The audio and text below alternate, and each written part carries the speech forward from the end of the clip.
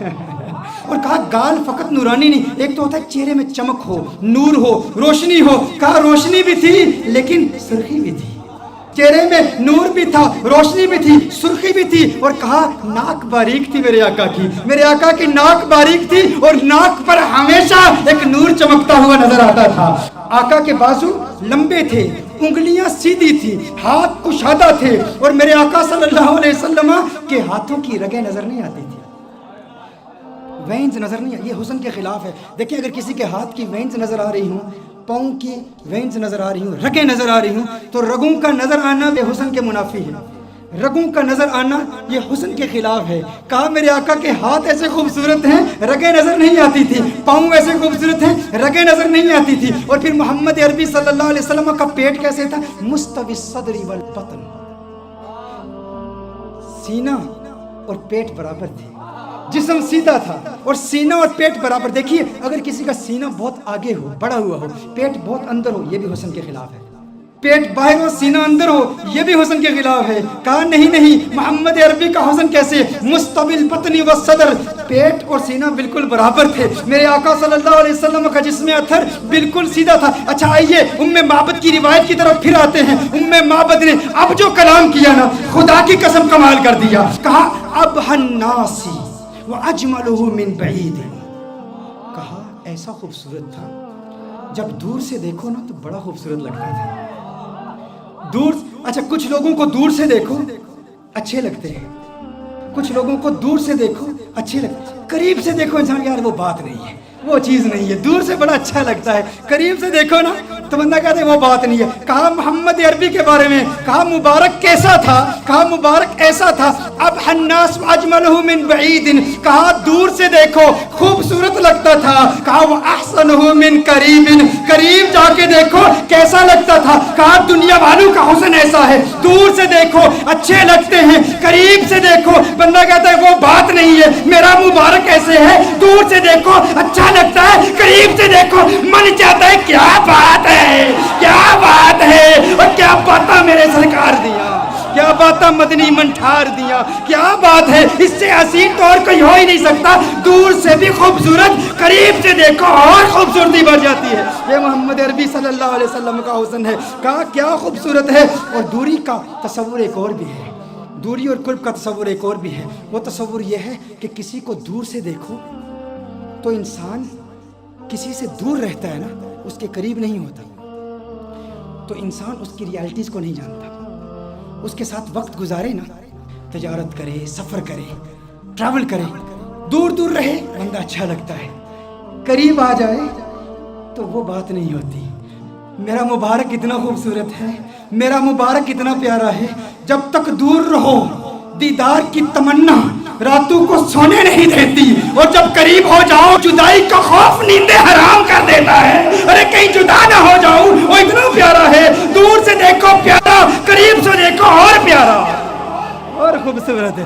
ایسا حسن ہے میرے مبارک کا۔ اور پھر اس دوری اور قرب کا ایک، وہ میری تقریر یاد ہے نا آپ کو، جب میں نے رمضان کے بارے میں حکم بتایا تھا، وہ اسٹرانومی کی بحثیں بتائی تھی، بعد زمانی اور بعد مکانی، قرب زمانی اور قرب مکانی۔ ایک بعید وہ ہے جس نے حضور کا دور نہیں پایا، حضور کا زمانہ نہیں پایا، حضور کا وقت نہیں پایا، وہ دور ہے، یہ بھی دوری ہے۔ اور قرب کس کا، کس کو ملا؟ صحابہ کو ملا، صحابہ نے حضور کو قریب سے دیکھا تو صحابہ کو وہ قرب ملا، ہمیں وہ قرب نہیں ملا۔ میرا مبارک اتنا خوبصورت ہے کہ جو قریب سے دیکھے اسے بھی پیار ہو جاتا ہے، جو دور سے دیکھے اسے بھی پیار ہو جاتا ہے۔ قریب سے دیکھنے والوں نے کیا کہا؟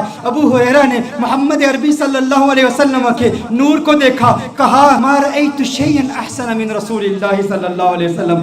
ابو ہریرہ نے میرے آقا کو قریب سے دیکھا تھا نا، جب قریب سے دیکھا تو کہا میں نے محمد عربی جیسی کوئی چیز دیکھی نہیں۔ یہ نہیں کہا ما رأیت رجلا احسن من رسول اللہ صلی اللہ علیہ وسلم، یہ نہیں کہا ما رأیت انسانا احسن من رسول اللہ صلی اللہ علیہ وسلم، کہا میں نے کوئی ایسی چیز نہیں دیکھی جو حضور سے زیادہ خوبصورت ہو۔ یہ نہیں کہا کہ میں نے انسان نہیں دیکھا، کہیں نہیں کہا کہ میں نے مرد حضور سے زیادہ حسین نہیں دیکھا، کہا پوری دنیا میں جتنے بھی حسن دیکھے، سورج دیکھا مقابلہ نہیں کر سکتا، چاند دیکھا مقابلہ نہیں کر سکتا، کیونکہ چاندنی شرماتی ہے آقا کا دامن دیکھ کر، خلد للچا جائے گی طیبہ کا का गुलशन देख कर, और मुस्कुराए चांद उनकी एड़ियों को चूम कर, आ गिरे काली गथा जुल्फों का सावन देख कर। अरे जिसने आका को करीब से देखा उसने कहा कि मैंने इन जैसा किसी को देखा ही नहीं। और फिर जिसने 1400 साल बाद देखा उसने क्या कहा, बुक चंद बदर शाशानी, बत चमके लाठ नूरानी, काली जुल्फत अक मस्तानी, मखमूर की मत बड़ी। उसने कहा अज सिख में तरह दी वधेरी है, क्यों दिलड़ी उदास गनेरी है, लो लो विच शौक चंगेरी है, अज नैना लाइया क्यों जड़िया। जिसने दूर से देखा उसने क्या कहा, जिसने करीब से देखा उसने क्या कहा। एक करीब से देखने वाले ने कहा था, ये तलअलु वजहुहु कतलअलुल कमरि लैलतल बदर, अरे ऐसा नूरानी जगमगाता चेहरा जैसा 14वीं का चांद हो।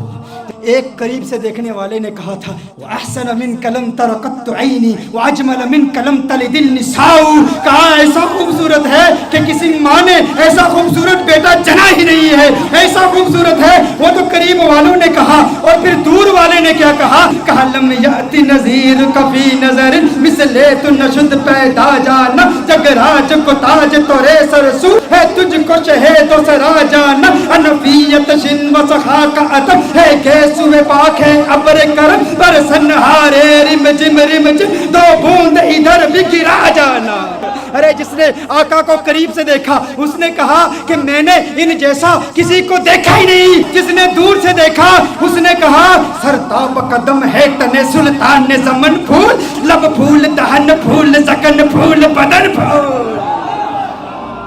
उसने क्या कहा, दूर वाले ने कहा, बरेली वाले ने कहा, करीब वाले ने कहा कि ऐसा किसी माँ ने पैदा ही नहीं किया। और बरेली वाले ने कहा, अरे मुझे तो फूल ही नजर आ रहे हैं। कहा कैसे, कहा सरताब कदम है तने सुल्तान ने ज़मन फूल, लब फूल दहन फूल ज़कन फूल बदन फूल, वल्लाह जो मिल जाए मेरे गुल का पसीना, वल्लाह जो मिल जाए मेरे गुल का पसीना, मांगे न कभी इत्र न फिर चाहे दुल्हन फूल, लब फूल दहन फूल ज़कन फूल बदन फूल।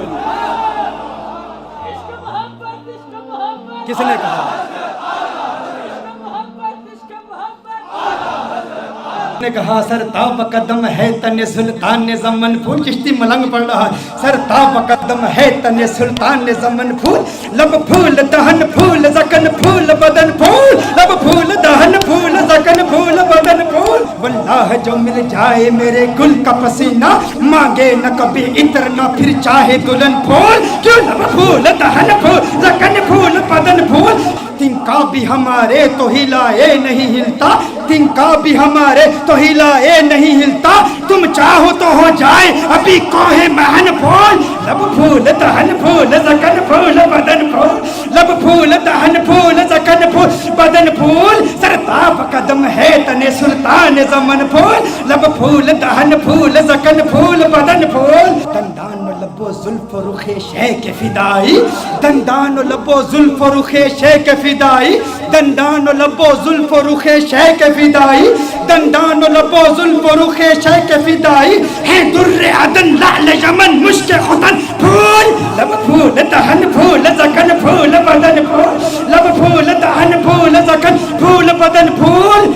क्या बात, क्या बात, क्या बात रज़ा उस चमनिस्तान करम की, क्या बात रज़ा उस चमनिस्तान करम की, ज़हरा है कली जिसमें हुसैन और हसन फूल, लब फूल दहन फूल ज़कन फूल बदन फूल, सरताब कदम है तने सुल्तान ज़मन फूल, लब फूल दहन फूल ज़कन फूल बदन फूल।